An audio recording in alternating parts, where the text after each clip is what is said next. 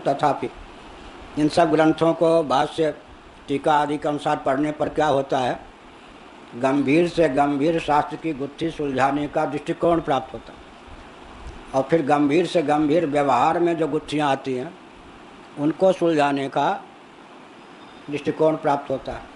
अब केवल डिग्री लेने के लिए जो पास हो जाते वेदांताचार्य, उनको न शास्त्र की दृष्टि प्राप्त है, न व्यवहार में उसे उतारने की दृष्टि प्राप्त है। पहले ऋषि लोग क्रांतिकारी होते थे, सत्ता परिवर्तित करके उचित सत्ता स्थापित करने में समर्थ होते थे, क्योंकि ये शास्त्रीय दृष्टिकोण उनको सधा हुआ था।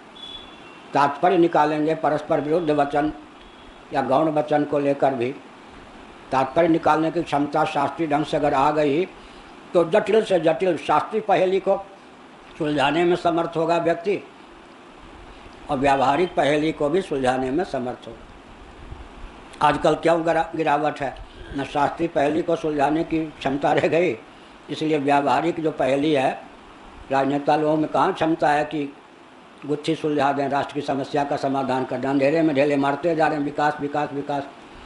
इसीलिए शास्त्र का अध्ययन बहुत मनोयोग पूर्वक करना चाहिए।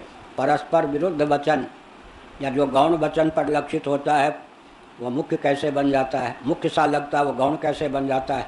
संदिग्ध स्थल जहाँ जहाँ शास्त्रों में है, वेदांत में, उपनिषदों में, गीता में, उसका संकलन करके भगवान वेदव्यास बादरायणाचार्य ने ब्रह्मसूत्र की रचना की।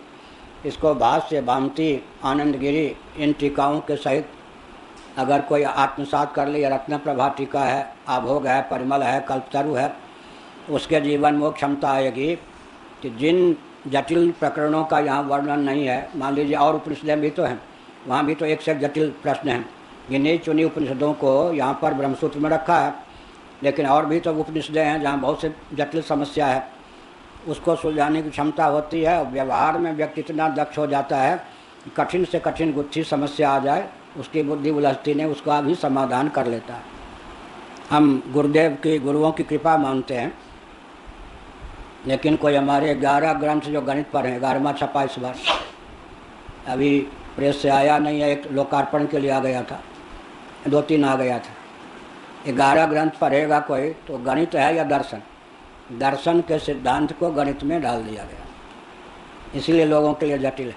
वो गणित तो है ही, ऐसा नहीं गणित नहीं है, लेकिन दर्शन को गणित के रूप में परिवर्तित करना सामान्य बात तो नहीं है। कहाँ दर्शन कहाँ गणित, पूरा दार्शनिक जो सिद्धांत है वो गणित शास्त्र के रूप में परिणत कर दिया गया। जितने अंशों में बहुत से गणित के दर्शन के सिद्धांत के आधार पर उसको गणित में ढाल दिया। इतिहास में ढाल सकते हैं, राजनीति में ढाल सकते हैं, इंजीनियरिंग में ढाल सकते हैं।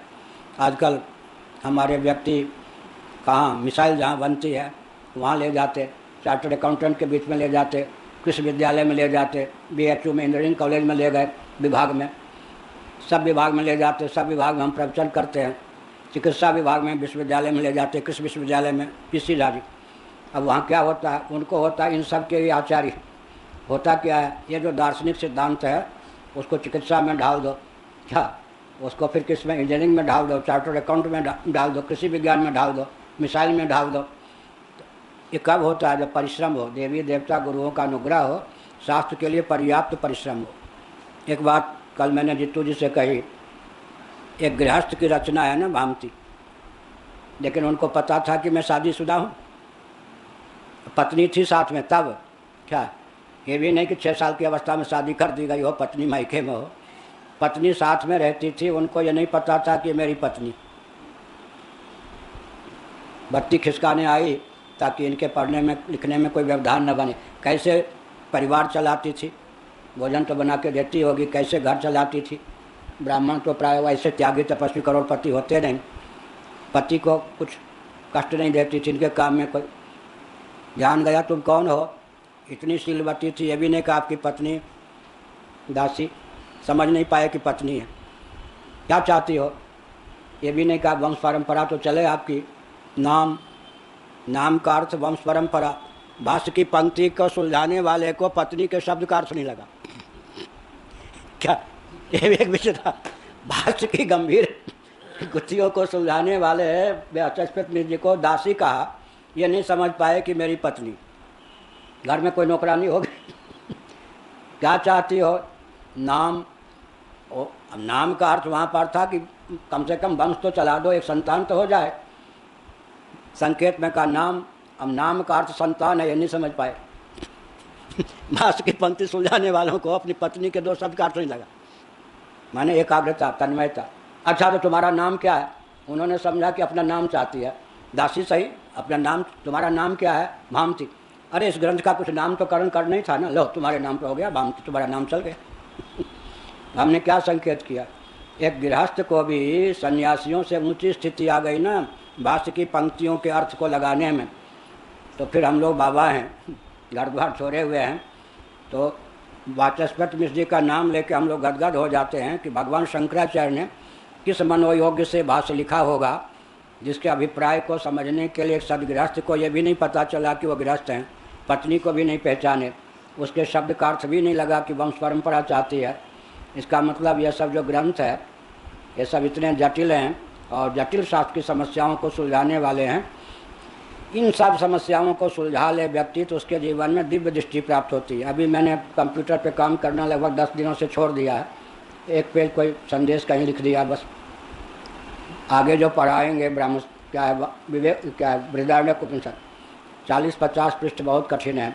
बौद्धों का शास्त्रार्थ क्या क्या, उसको हम 1 घंटा 2 घंटा रोज देखते हैं। एक एक पेज के भाष्य को एक एक पंक्ति में सारांश बना के लिखते जाते हैं ग्रंथ के ऊपर, उस पेज में खाली ऊपर। तो लगा कि भाष्यकार महाराज ने जो ज्ञान विज्ञान दिया है उसको आत्मसात करना भी कितना कठिन।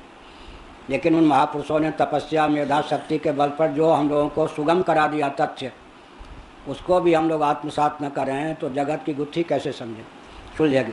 इसलिए अध्यात्मनिष्ठ हुए बिना, धर्मनिष्ठ हुए बिना व्यावहारिक गुत्थी भी किसी की सुलझ नहीं सकती।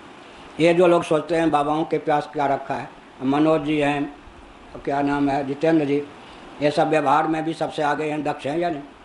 तो यह प्रशिक्षण प्राप्त हो, जबकि वो पाठ में नहीं आते हैं, बैठते हैं, केवल हम कुछ दृष्टिकोण दे देते हैं व्यवहार परमार्थ के, उसके बल पर वो लोग व्यापार में भी आगे, हर क्षेत्र में आगे, व्यवहार में। अब ये सारे दृष्टिकोण को जो समझ लेगा वो विश्व की नवरचना कर सकता है या नहीं। हमने इतना क्यों कहा भाष्य को छोड़कर? इसलिए कहा कि पढ़ने वालों को तो राष्ट्र की विश्व की चिंता ही नहीं होती, तो हम कैसे समझें कि ये सब दृष्टिकोण उतर रहा है उनके हृदय में। राष्ट्र की गुत्थी नहीं सुलझा पाएंगे तो कैसे समझेंगे जो ज्ञान विज्ञान अर्जित किया उससे राष्ट्र की हर समस्या का समाधान हो सकता है। ऋषि लोग राम राज्य लाते थे किस ज्ञान के बल पर? शास्त्रीय ज्ञान के बल पर। वो ज्ञान क्या हो गया कि न शास्त्र की गुत्थी सुलझा पावे न राष्ट्र की। इसलिए इस ढंग से पढ़ना चाहिए, पढ़ाना चाहिए कि यह जो शास्त्र की गुत्थी सुलझाने की प्रक्रिया है वो भव्य विश्व की संरचना में भी प्रयुक्त विनियुक्त हो। आगे तो यहाँ पर स्पष्ट रूप से यदि प्राणों का कर्तृत्व